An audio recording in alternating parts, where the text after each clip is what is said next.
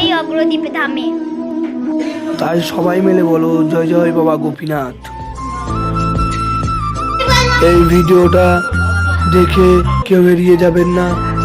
গোপীনাথকে সবাইকে শেয়ার করে দাও, সবাইকে দেখার সুযোগ করে দাও। বাবা গোপীনাথের আশীর্বাদ প্রাপ্ত হবে অবশ্যই।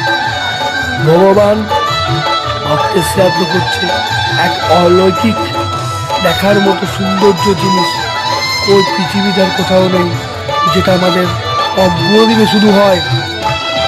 কথায় শুনেছি যে ভক্তের ভগবান, সেটা শুধু দেখা যায় এই অগ্রদ্বীপে। ভক্তের বোঝা ভগবান কাঁধে করে বয়ে নিয়ে বেড়াচ্ছে। প্রতি বছরে তার বাবা শ্রাদ্ধ করছে, গোপীনাথ স্বয়ং ভগবান ঘোষ ঠাকুরের শ্রাদ্ধ করছে।